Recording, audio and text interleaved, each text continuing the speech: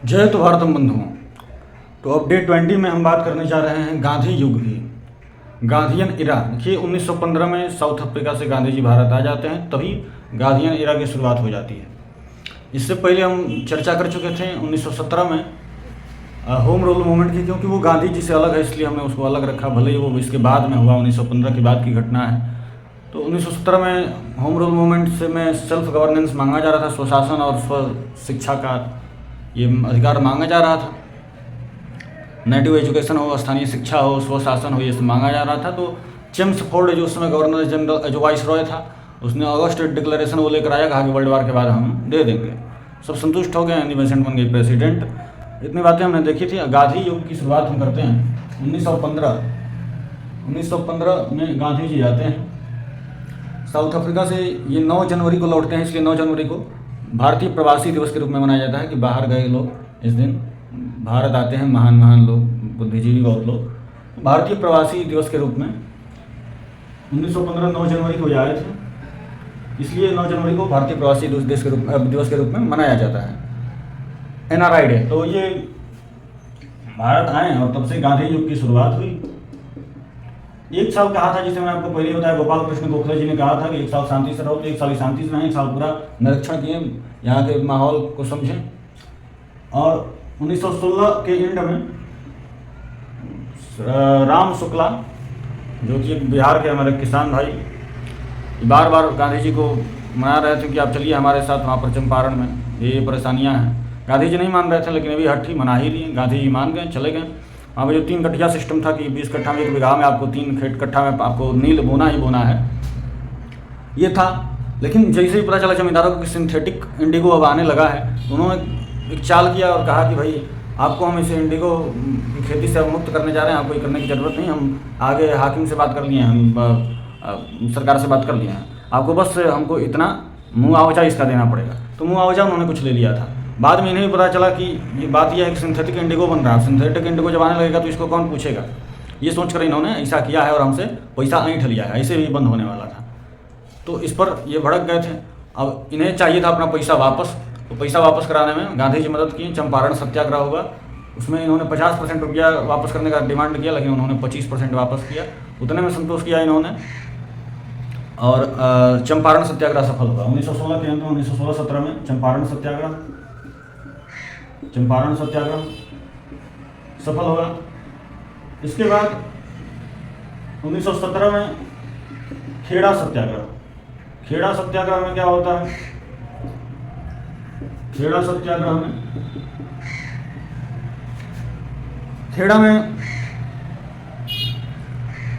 आपके गुजरात में जो पड़ता है, ये कह रहे थे कि यहाँ के लोग किसान की भाई लैंड रेवेन्यू जो है, हमारे भूमि पर जो लगान लग रहा है, इसको कम किया जाए, बहुत ज़्यादा है। तो यहाँ पर भी सत्याग्रह किया और ये फिर कामयाब हुआ। सत्याग्रह क्या है? सत्य का आग्रह। बस चुपचाप हमारे साथ बैठ जाओ, हिंसा मत करो, चुपचाप बस बैठ जाओ, आंदोलन करना, बस बैठ जाओ शांति से, कुछ करो मत। ये भी सफल हुआ, खेड़ा भी। इसके बाद 1918 में अहमदाबाद मेल स्ट्राइक, वहाँ पर अहमदाबाद सत्याग्रह शुरू कर दी। यहाँ पर लोगों की डिमांड थी कि भाई सूखा पड़ा है, अकाल पड़ा है, महामारी भी है, वर्ल्ड वार लगा हुआ है, बहुत हम लोग को सैलरी में बढ़ा दीजिए, हम लोग का सैलरी 35% बढ़ा दीजिए, मिल वर्कर का डिमांड था। लेकिन मिल का जो मालिक था वो बस 12% देने को तैयार था, इसलिए सत्याग्रह कर दिया। वो नहीं माना तो ये आमरण अनशन कर दिया कि भूखे प्यासे रह के मर जाएंगे। फिर उसको मानना पड़ा, ये भी सफल हो गया, खेड़ा भी सफल, अहमदाबाद भी सफल हो गया। अब तो गांधी जी बन गए हीरो। क्या बन गए? हीरो। अभी तक ये खाली सिस्टम से लड़ रहे थे, ब्रिटिश गवर्नमेंट को ही ठीक मान रहे थे। इनको लग रहा था ब्रिटिश गवर्नमेंट में कोनो खोट नहीं है, नीचे वाला जो बैठा है ये सब बदमाश है, सिस्टम में जो बैठा है अधिकारी सब, वही सब बदमाश है। तो अंग्रेजों ने देखा ये हीरो बन गए हैं, ये जो कहेंगे तो हो जाएगा। वर्ल्ड वार चल रहा था, भर्ती उन सबको चाहिए था सेना में, भारतीय लोग जा नहीं रहे थे। उन्होंने कहा गांधी जी से कि आप कहिएगा तो मान जाएंगे। इन्होंने कहा कि भाई भर्ती हो जाओ। चंपारण से भर के भर्ती हुआ, पूरे भारत से हुआ, जगह जगह से भर्ती हुआ। इनको उपाधि दे दिया सब भर्ती सर्जेंट का। किसका उपाधि दे दिया सब अंग्रेज? भर्ती सर्जेंट का उपाधि दे दिया सब। और इन्हें केसर हिंद की उपाधि दिया सब, केसर हिंद। वर्ल्ड वार में बहुत भारतीय सैनिक सब मरा, सब बहुत मरा सब।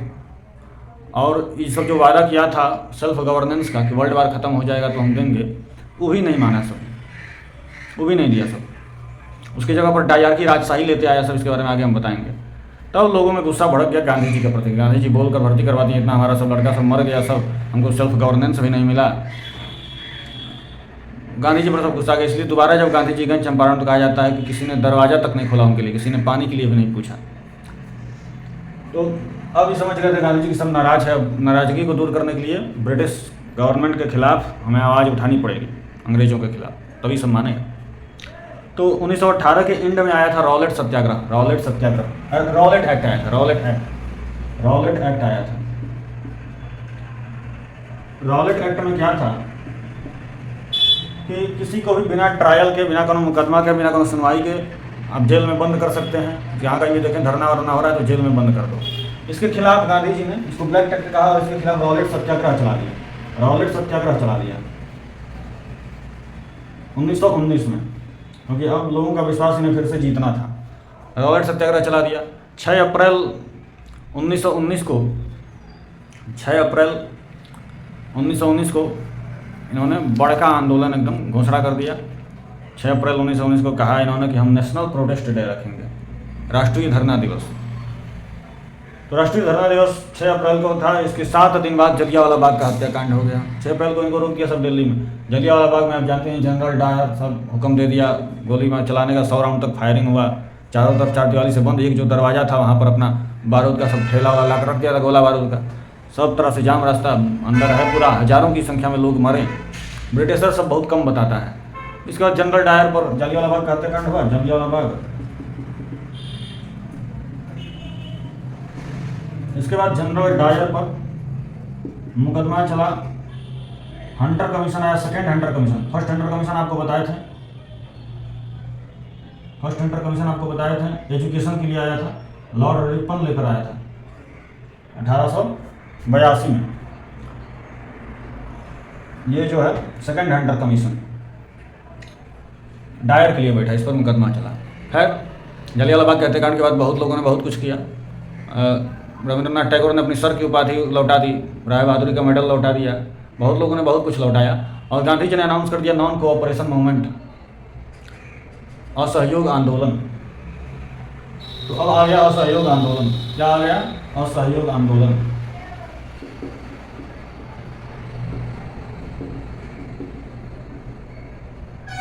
कब आया? 1919 में आया। यह असहयोग आंदोलन कब तक चला? 1922 तक चला।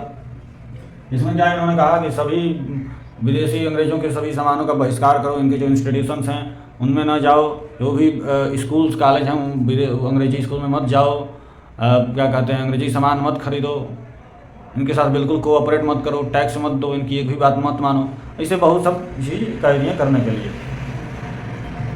इसका रीज़न ये भी था, एक तो ये जलियांवाला बाग का हत्याकांड था, दूसरा था ये हमने मांगा था सेल्फ गवर्नेंस, आपने वादा किया था, लेकिन आप ला दिए डायरकी। क्या ला दिए? डायरकी, राजशाही। इसमें राजशाही में आपने क्या किया? कहा कि ठीक है हम आपको कुछ अधिकार देंगे। क्या क्या अधिकार देंगे? तो देखिए, आप एजुकेशन शिक्षा विभाग, आप स्वास्थ्य विभाग और सिंचाई विभाग अपने पास रखिए। शिक्षा, स्वास्थ्य और सिंचाई। एक इलेक्शन होगा, इलेक्शन में आप जो भी जीतेगा उसकी सरकार बनेगी और उसके अंडर में ये विभाग रहेंगे। लेकिन हमारे अंडर में ये विभाग रहेंगे, हमारे अंडर में भी कुछ विभाग रहेंगे। कौन कौन से रहेंगे? तो हमारे अंडर में फिनांस, वित्त विभाग होगा और जेल का विभाग होगा। वित्त विभाग होगा, जेल होगा और रेवेन्यू जितना कर है सब। तो वित्त होगा, जेल होगा, राजस्व होगा, सब फायदा वाला ये सब ले लिया। हम देखिए शिक्षा में व्यवस्था को चलाने में पैसा लगना है तो हम लोग को, स्वास्थ्य बढ़िया सब व्यवस्था रखने में पैसा लगाना है हम लोग को, सिंचाई में उसमें भी पैसा लगता है तो हम लोग को दे दिए। अब वित्त विभाग पैसा लेने वाला उन लोग का, जेल में ठूसने के लिए जेल विभाग उन लोग का, राजस्व विभाग कर सब वसूलेगा सब वो सब। अब पैसा लगाएंगे हम लोग, काम करेंगे हम लोग, ये कौन बात हुआ? तो ऐसा था सब। तो इसका विरोध में नॉन कोऑपरेशन मूवमेंट इसके जलियांवाला बाग के विरोध में शुरू हो गया। लोगों ने भी समर्थन किया। बाद में इसको खिलाफत मूवमेंट से जोड़ दिया गया। खिलाफत मूवमेंट क्या था? अब वर्ल्ड वार फर्स्ट में जो ब्रिटिश जिस ग्रुप में था उस ग्रुप की जीत हुई थी, तुर्की जिस ग्रुप में था उस ग्रुप की हार हुई थी। तो इन्होंने वहाँ से तुर्की के खलीफा के पद को हटाने का निर्णय किया। खलीफा, वहाँ तुर्की के सुल्तान को खलीफा कहा जाता है। इसका विरोध भारत के मुस्लिमों ने किया। जो अली ब्रदर्स थे, अली ब्रदर्स जो थे, शौकत अली और मोहम्मद अली, तो शौकत अली और मोहम्मद अली ने इसका विरोध किया। खिलाफत मूवमेंट आ गया। इस खिलाफत मूवमेंट से जोड़ दिया गांधी जी ने असहयोग आंदोलन। तो खिलाफत आंदोलन और असहयोग आंदोलन जुट गया। इसमें हिंदू मुस्लिम एक हो गए। फिर से होम रूल मूवमेंट में एक बार हुए थे, होम रूल मूवमेंट में, और दूसरी बार इसमें हुए खिलाफत आंदोलन में, और ये बन गया असहयोग खिलाफत आंदोलन। ठीक। लेकिन 1922 में चौरी चौरा का हत्याकांड हुआ। 22 कांस्टेबल्स को जला दिया, सब पुलिस स्टेशन को जला दिया सब। 5 फरवरी 1922 में चौरी चौरा कांड हुआ। 5 फरवरी 1922 याद रखिएगा। जेल को आग लगा दिया, उसमें बंद करके 22 कांस्टेबल जल गया। इंदिरा गांधी जी का कहना था कि हम अहिंसा के पथ पर चलेंगे, सब हिंसा कर दिया। इन्होंने ना उनको ऑपरेशन को वापस ले लिया। अली ब्रदर्स इसके समर्थन में नहीं थे, कहते नहीं इसको चलाइए आगे। उन्होंने कहा नहीं चलाएंगे, इसलिए अली ब्रदर्स खिसिया गया सब। मुस्लिम फिर अलग हो गया सब। इन लोगों का खिलाफत मूवमेंट 1924 तक चला। खिलाफत 1924 तक चला। ये 1919 में शुरू हुआ था, लेकिन चला 1924 तक, और ये 1922 में खत्म हो गया। इसमें मुस्लिम अलग हो गए, और इसके बाद कभी मुस्लिम एक नहीं हुए, मुस्लिम हिंदू कभी एक नहीं हुए। असहयोग आंदोलन इन्होंने वापस ले लिया। ये जानते भी थे कि असहयोग आंदोलन से कुछ होने वाला है नहीं, एक बहाना चाहिए था। कोई फर्क पड़ नहीं रहा था उससे अंग्रेजों को। भारतीय लोगों को ये दिक्कत हो रहा था, और भारतीय लोग अब उब गए थे इससे, क्योंकि 3 साल तक चल गया था, इससे कुछ होने वाला था नहीं। एक बहाना ढूंढ रहे थे, बहाना मिल गया, इन्होंने वापस ले लिया। ये सब हुआ। इसमें नॉन कोऑपरेशन में नारा दिया था इन्होंने, स्वदेशी का, सत्याग्रह का, ये सब नारा दिया था इन्होंने। इसमें जामिया मिलिया इस्लामिया जो अली ब्रदर्स थे, उन्होंने इसकी इंस्टीट्यूशन की स्थापना की। आज भी है university, Jamia Millia Islamia central university है। तो कि भाई इसमें पढ़ो, ये स्वदेशी है, बाकी लोग बाकी में मत पढ़ो। तो खैर ये सब बातें रही असहयोग आंदोलन की।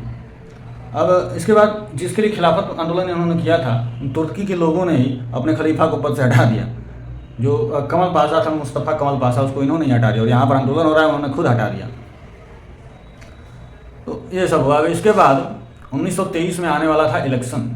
1923 में इलेक्शन आने वाला था। डायरकी के बाद डायरकी राजशाही थी। 1923 में इसके थ्रू अब इलेक्शन होने वाला था, तो उसको ये विभाग मिलेगा। तो कुछ लोग कांग्रेस में चाहते थे कि हम इलेक्शन में पार्टिसिपेट करें, कुछ लोग चाहते थे कि नहीं। गांधी जी चाहते थे कि नहीं, हमें इसमें पार्टिसिपेट नहीं करना चाहिए। जो लोग गांधी जी के समर्थन में थे वो नो चेंजर्स कहलाएं, और जो गांधी जी के विरोध में थे वो प्रो चेंजर्स कहलाएं। तो नो चेंजर्स और प्रो चेंजर्स, नो चेंजर्स और प्रो चेंजर्स। नो चेंजर्स का कहना क्या था कि हम जब गवर्नमेंट का हिस्सा रहेंगे तो गवर्नमेंट की आलोचना नहीं कर पाएंगे, इसलिए अच्छा है कि अपोजिशन में रहें। वो अगर गलत नीति लेकर आएँ तो उसकी हम आलोचना तो कर सकेंगे। प्रो चेंजर्स का मानना था कि हम इसमें रहेंगे तो लोगों की मदद करेंगे, सरकार में रहेंगे। तो इसके गांधी जी थे और इसके CR दास थे। इन्हें देशबंधु भी कहा जाता है, CR दास।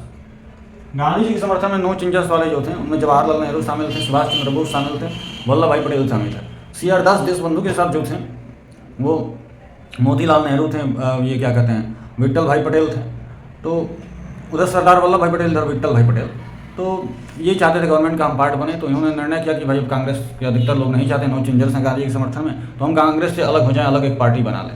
लेकिन कांग्रेस ने कहा कि नहीं, ऐसे करने से कांग्रेस की ताकत कमजोर हो जाएगी, आप एक काम करो, कांग्रेस के अंदर एक अलग ग्रुप बना लो। इन्होंने कांग्रेस के अंदर एक अलग ग्रुप बना लिया, नाम रखा कांग्रेस खिलाफत स्वराज पार्टी या फिर स्वराज पार्टी। तो स्वराज पार्टी बन गई, स्वराज पार्टी बन गई। और स्वराज पार्टी बन गई तो क्या हुआ, हाँ आओ तो नहीं, तो स्वराज पार्टी बन गई। इलेक्शन लड़ा इन्होंने 1923 में। मोतीलाल नेहरू इसमें थे, और ये विट्ठल भाई पटेल मुख्य रूप से लोग थे, और भी बहुत लोग थे। तो इसमें सबसे बड़ी पॉलिटिकल पार्टी जो केंद्रीय विधानसभा में जो बनी वो थी यही पार्टी, स्वराज पार्टी। और इसमें मोतीलाल नेहरू पहले स्पीकर बने, पहले स्पीकर, इंडियन इलेक्टेड स्पीकर, और पहले चेयरमैन कलकत्ता म्यूनिसिपल कॉरपोरेशन के बने CR दास। CR दास की लेकिन 1925 में मृत्यु हो गई, CR दास चले गए। तो इसके बाद CR दास के जाने के बाद स्वराज पार्टी टूट गई,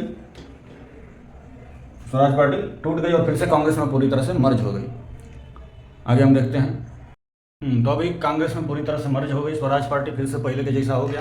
अच्छा 1925 में ही 1925 में मार्कर कहाँ गया भाई, हाँ 1925 में ही घटा ये काकोरी कांड हुआ था। काकोरी कांड के बारे में जानते हैं, 9 अगस्त काकोरी कांड को वाला ट्रेन को लूटे थे लोग। खैर वो है 9 अगस्त 1925 को हुआ था। और इसके बाद आता है हंटर कमीशन। इसके बाद आता है हंटर कमीशन, हंटर कमीशन नहीं साइमन कमीशन, हंटर कमीशन बार बार नाम याद आ जा रहा है। साइमन कमीशन आता है इसके बाद 1927 में आता है, इसके 2 वर्ष बाद। 7 सदस्य इसमें रहते हैं साइमन कमीशन में। Simon commission, Simon commission, Simon commission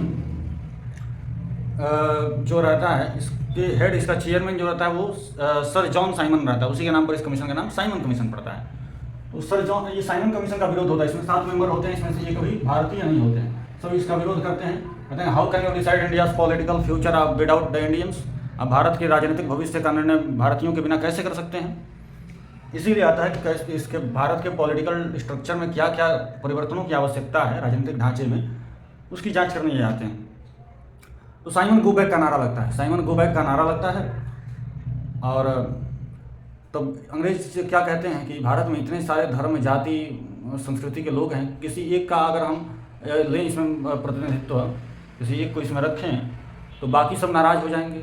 और सभी धर्मों को रख सकते नहीं हैं, 7 सदस्य है, 7 को अगर भर दें तब वो इतना ज़्यादा धर्म, संस्कृति है, जाति है, संभव नहीं है। अगर आपको इतना अच्छी है तो आप खुद एक बना लीजिए, एक मॉडल संविधान तैयार करिए, संविधान का मॉडल है कि कैसा कैसा क्या क्या चीज़ होना चाहिए, जिससे सभी सहमत हों, सभी सहमत हों, सर्व स्वीकृत हो, तब हम उसे लागू कर देंगे, हमें कोई दिक्कत नहीं है, लेकिन सभी सहमत होने चाहिए। चैलेंज किया गया, इसमें चैलेंज किया तो सेक्रेटरी ऑफ स्टेट जो था, उसका नाम था बर्कन हेड, बर्कन हेड से बर्कन हेड ने चैलेंज किया। तो फिर अब एक मोतीलाल नेहरू कमेटी बनी जो कि इस पर काम से करना शुरू किया सब, मोतीलाल नेहरू कमेटी, संविधान बनाना शुरू किया सब। इधर लाला लाजपत राय 1928 के समय में लाहौर में एक भीड़ थी इसी के प्रति, Simon go back, Simon commission के विरोध में एक भीड़ थी, उसका नेतृत्व कर रहे थे। वहाँ पर लाठीचार्ज हो गया, लाठीचार्ज में बहुत बुरी तरह से जख्मी हो गए, हॉस्पिटलाइज हो गए, और हॉस्पिटल में इनकी अक्टूबर 1928 में मृत्यु हो गई। वो लाठीचार्ज करने का ऑर्डर दिया रहता है ASP, assistant superintendent of police Saunders, John Saunders. उसी सॉन्डर को 17 दिसंबर 1928 में मार देते हैं भगत सिंह, राजगुरु, सुखदेव। तीनों के ऊपर जो हेड रहते हैं चंद्रशेखर आज़ाद, इसके पूरी प्लानिंग करने वाले। भगत सिंह उस भीड़ का ही हिस्सा रहते हैं, लाला लाजपत राय के चेला रहते हैं, गुरु जी रहते हैं लाला लाजपत राय इनके।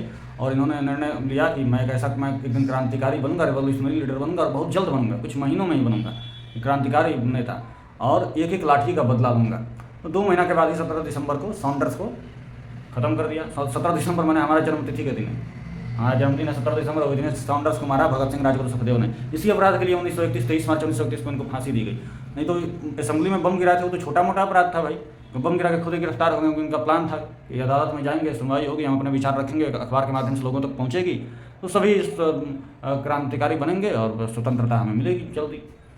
उनका एक प्लान था। लेकिन बम गिराने की वजह से थोड़ा नहीं फांसी हुआ, फांसी वो 4 साल पहले का जो किया सॉन्डर को मारे थे उसके लिए हुआ था इनको 23 मार्च को।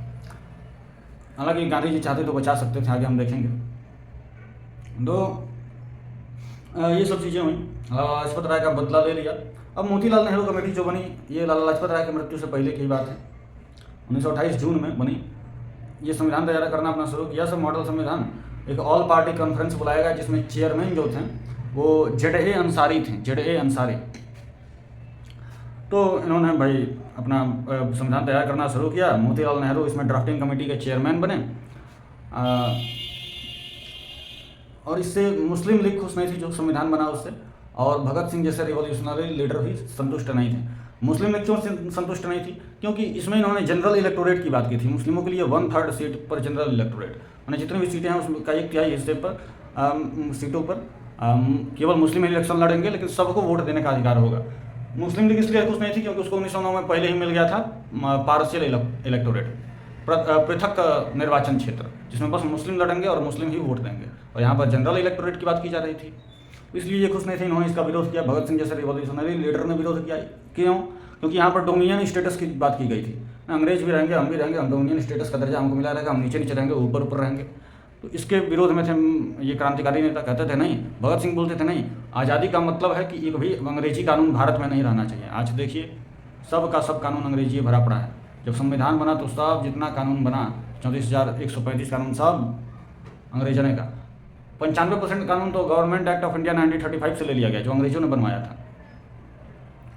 आप पढ़ेंगे, पॉलिटी में पढ़ाया जाता है। बाकी कहाँ कहाँ से उठाकर, कोई कुछ फ्रांस से लिया, कुछ जर्मनी से लिया, कुछ अमेरिका से लिया, कुछ ऑस्ट्रेलिया से लिया। आज बड़े बदलाव हो गए हैं, 105 को अमेंडमेंट हो गया है, संशोधन हो गया है। मैंने हर साल ये देखा जाए तो 1.5 अमेंडमेट हो रहा है, तो बहुत कुछ बदल गया है उसके रूप में। उस समय ऐसा नहीं।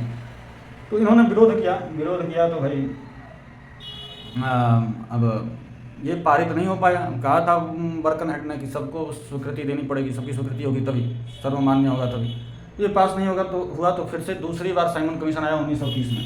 1930 में दूसरी बार आया साइमन कमीशन। पहले तो 1927 में आया था और फिर 1930 में आया और रिपोर्ट एक बनाई। और रिपोर्ट की चर्चा करने के लिए 1931 में राउंड टेबल कॉन्फ्रेंस बुलाया गया। दीपावली डिक्लेरेशन में राउंड टेबल कॉन्फ्रेंस की बात हुई। भगत सिंह का क्या कहना था? पूर्ण स्वराज, हमें पूर्ण स्वराज चाहिए। और उसी पूर्ण स्वराज के इसलिए इन्होंने विरोध किया था। और इसी पूर्ण स्वराज का मुद्दा उठा दिए पंडित जवाहरलाल नेहरू लाहौर सेशन में। तो लाहौर सेशन में सबसे पहले पूर्ण स्वराज का मुद्दा उठा था, लाहौर अधिवेशन में कांग्रेस के। उसमें पी वेंकैया ने ट्राइकलर फ्लैग बनाया था, तिरंगा बनाया था। उस तिरंगे को फहराया इन्होंने और कहा कि 26 जनवरी से हम हर रोज़ जो है स्वतंत्रता दिवस मनाएंगे। ठीक, तो ये सब हुआ था। पूर्ण स्वराज 1929 में ही, लाहौर सेशन 1929 में ही इन्होंने कर दिया था।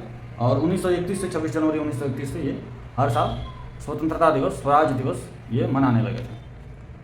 तो ये सब चीज़ें हम 1930 में, हाँ 1930 में, ठीक 1930 में ही पूर्ण स्वराज शुरू हो गया, स्वराज दिवस शुरू हो गया। 26 जनवरी 1930 से चलने लगा पूर्ण स्वराज। इसलिए स्वराज डे के रूप में भी मनाया जाता है उसे।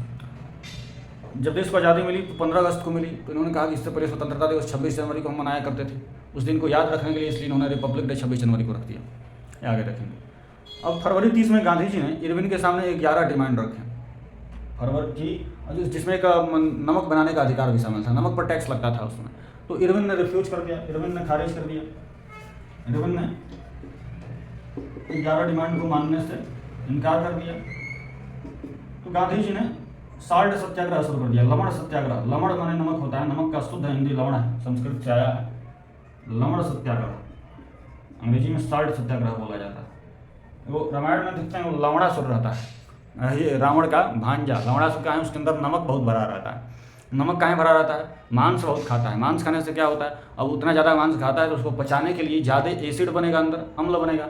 अब अम्ल बनेगा तो अम्ल को न्यूट्रलाइज करने के लिए क्षार का निर्माण होगा, एल्कली बनेगा, एल्कली आएगा, बाइल जो सब। तो क्षार क्या होता है? बेस जो है उसको पानी में मिला दीजिए तो क्षार बन जाता है। बेस को भस्म बोला जाता है, भस्म को पानी में मिलाइए क्षार बन जाएगा, मैंने बेस को पानी में मिलाइए तो अल्कली बन जाएगा। तो क्षार का निर्माण होता है। क्षार और अम्ल दोनों मिलकर लवण बना देते हैं, न्यूट्रलाइज होकर साल्ट बन जाते हैं। Acid plus base give salt, तो साल्ट नमक बन जाता है। तो जितना वो अधिक मांस खाता है उतना अधिक एसिड बनता है, उतना अधिक अल्कली प्रोड्यूस होता है, उतना अधिक नमक बनता है, न्यूट्रलाइज होगा। तो बहुत नमक भरा था इसके अंदर, इसलिए इसका नाम लवणासुर था। तो लवण माने होता है नमक। लवण सत्याग्रह शुरू हुआ, जिसको सविनय अवज्ञा आंदोलन का भी नाम दिया गया, सिविल डिसोबीडियंस मूवमेंट। तो सिविल डिसोबीडियंस मूवमेंट आगे आप लिख लीजिएगा।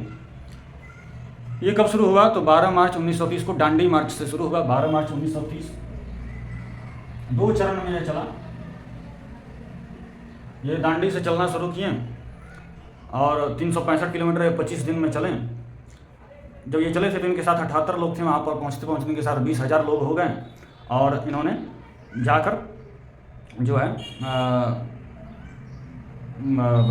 वहाँ पर नमक बनाया, समुद्र के किनारे नमक बनाया। साबरमती आश्रम से शुरू हुआ और दांडी से साबरमती आश्रम से शुरू हुआ मार्च और दांडी तक गए। साबरमती आश्रम से दांडी तक की दूरी 365 किलोमीटर 25 दिन में गए। वहाँ पर नमक बनाया, नमक कानून को तोड़ा, जिसके चलते इन्हें जेल हुआ। ये जेल में चले गए। अब जब जेल में चले गए 6 अप्रैल को तोड़ दिया था नमक कानून की। 12 मार्च को शुरू की चलना और 6 अप्रैल को इन्होंने तोड़ दिया था। तो 6 अप्रैल को तोड़ा, तो 6 अप्रैल को तोड़ दिया। 25 दिन बाद 6 अप्रैल को इन्होंने नमक कानून तोड़ दिया, इनको जेल हो गया। जेल में चले गए। उसी बीच राउंड टेबल कॉन्फ्रेंस होने वाला था, पहला राउंड टेबल कॉन्फ्रेंस। तो पहले आरटीसी में राउंड टेबल कॉन्फ्रेंस में कांग्रेस भाग नहीं दिया क्योंकि गांधी जी को हो गया था जेल। 5 मार्च 1931 को गांधी इरविन पैक्ट साइन हुआ। क्यों साइन हुआ? जब राउंड टेबल कॉन्फ्रेंस में किसी ने भाग नहीं लिया 1930 में जो हुआ, इनके जेल के बाद 6 अप्रैल के बाद जेल में चले गए। उसके बाद 1930 में पहला राउंड टेबल कॉन्फ्रेंस हुआ, कोई भाग नहीं लिया कांग्रेस से। तो वहाँ के मैकडोनाल्ड प्राइम मिनिस्टर ने तुरंत इरविन को फ़ोन मिला, कहा क्या किया है, गांधी जी को तुरंत छोड़ो, कोई आया नहीं यहाँ पर कांग्रेस से। तो गांधी जी को इरविन छोड़ दिया वरना, और कहा कि आप चले जाइए, दूसरा बार राउंड टेबल कॉन्फ्रेंस हो रहा है, कृपा करिए चलिए, नहीं तो हमारा नौकरियाँ छूट जाएगा। तो कहा नहीं, हम नहीं जाएंगे, पहले हमारा 11 को डिमांड पूरा करो। तो जो 11 को डिमांड पहले नहीं माना, अब सबको मान लिया, सब मानते हैं। इस बार कहें कि हमारे सब कैदियों को आज़ाद करो, जितना हमारे कैदी जितना तुम बनाए हो। इसने कहा ठीक है, हम सभी राजनीतिक कैदियों को आज़ाद करेंगे। ये नहीं कहा क्रांतिकारियों, राजनीतिक कैदियों को। आपके अनुयायी राजनीतिक कैदी जो हैं वो, अब भगत सिंह, राजगुरु, सुखदेव ये क्रांतिकारी थे, राजनीतिक कैदी नहीं थे। गांधी जी चाहते हैं तो भगत सिंह को भी आज़ाद करा लेते हैं, लेकिन इन्होंने जोर नहीं दिया। हाँ, बात रखी थी भगत सिंह की, तो ये जो सप्रू जी थे, जो मेडिएटर थे, तेज बहादुर सप्रू, तो सप्रू जी थे, तो कहा इरविन ने ठीक है, अगर माफ़ीनामा लिखकर भगत सिंह देते हैं तो हो सकता है। तो सप्रू जी गए, 2-2, 3-3 बार गए, भगत सिंह से मिले और मनाने की कोशिश की, लेकिन भगत सिंह नहीं माने।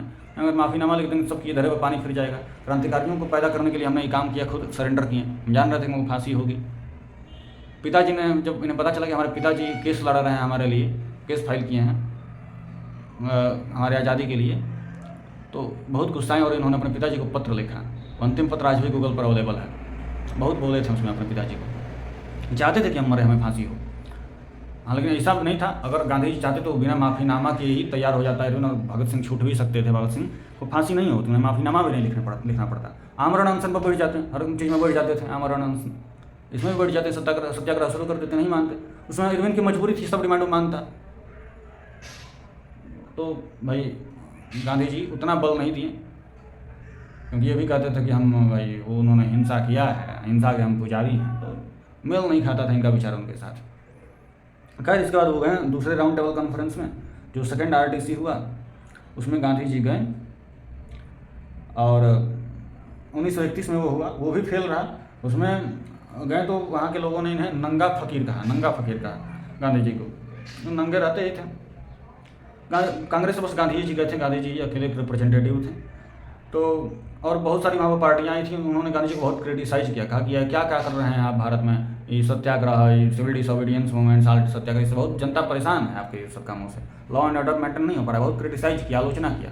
गांधी जी को पता चल गया मैकडोनाल्ड हमारा बेइज्जती कराने के लिए ये सब काम किया है, तो ये मैकडोनाल्ड को ही दोषी ठहराएं, जो प्राइम मिनिस्टर था, कि तुमने जानबूझकर हमको यहाँ पर बुलाया बेइज्जती कराने के लिए, इन लोगों को पहले से बुलाकर समझा कर तुम बैठाए थे कि ऐसा ऐसा करना। किसी आकर बीच में से उठे कर चले गए, गांधी जी चले गए, और ये तो चले गए भाई गांधी जी। तो वापस आए तो फिर से इन्होंने सत्याग्रह शुरू कर दिया, साल्ट सत्याग्रह, सिविल डिसोबीडियंस मूवमेंट इन्होंने फिर से शुरू कर दिया। इस बार जब सिविल डिसोबीडियंस दूसरे चरण में इन्होंने शुरू किया तो इनका कोई समर्थन इनका नहीं किया। क्यों? क्योंकि भगत सिंह को छुड़वाए नहीं थे। सब मान रहे थे कि भगत सिंह के फांसी को ये रुकवा सकते थे, लेकिन ये रुकवाए नहीं, और रुकवा सकते भी थे। तो किसी ने साथ नहीं दिया, अपने आप ही ये धीरे धीरे खत्म हो गया है पूरी तरह से। इन्होंने 14 जुलाई 1933 को इसको वापस ले लिया, लेकिन ये पूरी तरह से खत्म हुआ 7 अप्रैल 1934 को। 7 अप्रैल 1934 को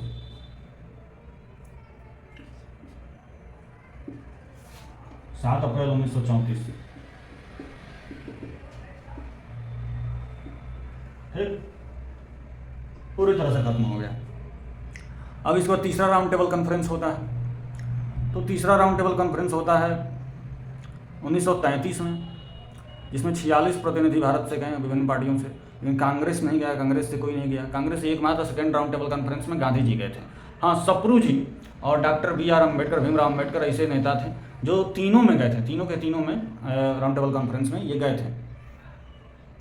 राउंड टेबल कॉन्फ्रेंस में यही तय किया जा रहा था कि भारत का आगे का पॉलिटिकल फ्यूचर कैसा होगा, जो दूसरी बार साइमन कमीशन का रिपोर्ट दिया था उसके आधार पर बात करना था। तो ये लोग गए थे, दोनों लोग तीनों में। तो डॉक्टर B.R. अम्बेडकर जो कि तीनों में गए थे, इसलिए वो सब खुश था B.R. अम्बेडकर से। तो तीसरे राउंड टेबल कॉन्फ्रेंस से थोड़ा पहले ही इनको कम्युनल अवार्ड मिल गया, माने इनको सेपरेट कम्युनल इलेक्टोरेट मिल गया। जो सेपरेट मुस्लिम लीग को इलेक्टोरेट मिला था, जहाँ पर बस मुस्लिम ही खड़े होंगे इलेक्शन में, मुस्लिम ही वोट देगा, तो ऐसा एक कम्युनल इलेक्टोरेट इनको भी मिल गया, सेपरेट कम्युनल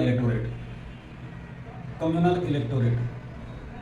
गांधी जी ने इसका विरोध किया, कहा कि भाई इससे तो भारत कई हिस्सों में बढ़ जाएगा, 100 टुकड़े हो जाएंगे भारत के। एक आया मुस्लिम लीग को मिला तो उसके बाद तो हुआ ही भाई, तो हिस्सा हुआ ही, वही मेन कारण था। शुरुआत में मुस्लिम लीग को मिल गया, तो सब सत्ता का स्वाद चख लिया सब। बाद में जब सत्ता में सबको उतना नहीं मिला तो फिर खिसिया गया सब, कहा नहीं हमको चाहिए। 1940 में मांग कर दिए थे जितना। तो ये बात था सब। कम्युनल इलेक्टोरेट कहा कि भाई सब जातियों के आधार पर होने लगेगा, सब चुनाव में आरक्षण।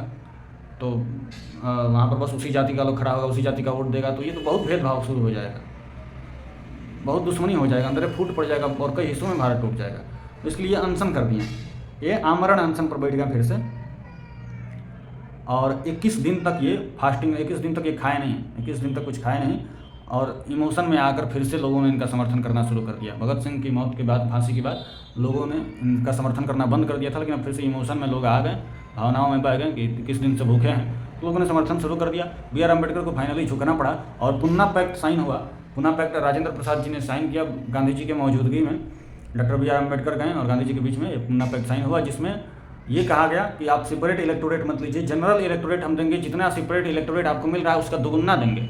जनरल में कि आप जनरल इलेक्टोरेट माने आप ही खड़े होंगे, आप ही की जाति के वही लोग खड़े होंगे, लेकिन वोट सभी देंगे, वोट का अधिकार सभी के पास हो, ऐसा कहना था।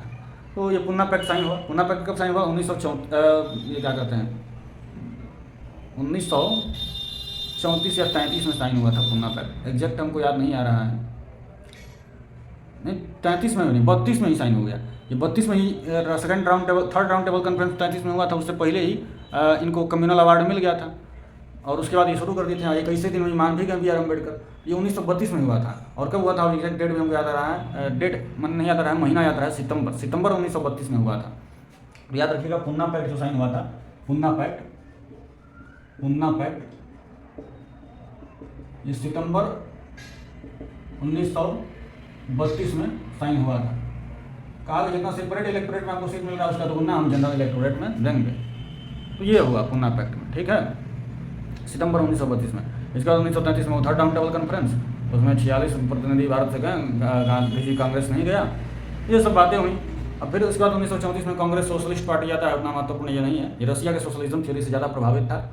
इसमें आपके JP बाबू लीडर थे, आचार्य नरेंद्र देव थे, अरुण आसफ अली थे, ये सब लोग नेता थे इसके। 1934 में आया था, कांग्रेस सोशलिस्ट पार्टी बना था, कांग्रेस सोशलिस्ट पार्टी। JP बाबू जयप्रकाश नारायण, वही जो टोटल रिवॉल्यूशन संपूर्ण क्रांति के नेता, उन्हीं के सब चेला हैं, नीतीश कुमार, लालू प्रसाद यादव, सब JP बाबू के ही चेले हैं, जयप्रकाश नारायण। तो ये सब चीज़ें थी। अब ये इनका कहना था कि हम कांग्रेस को फाइनली सोशलिज्म की ओर ले जाएंगे, सोशलिज्म की ओर ले जाएंगे। ये सब चीज़ें हुई। इसके बाद आगे की चर्चा हम 1937 का इलेक्शन होता है, उसके पहले गवर्नमेंट एक्ट ऑफ इंडिया 1935 आ जाता है। तो ये सब चर्चा हम आगे की क्लास में करेंगे, लास्ट क्लास में। तब तक के लिए जय तो भारतम, जय तो भारत से संस्कृति, जय श्री राम।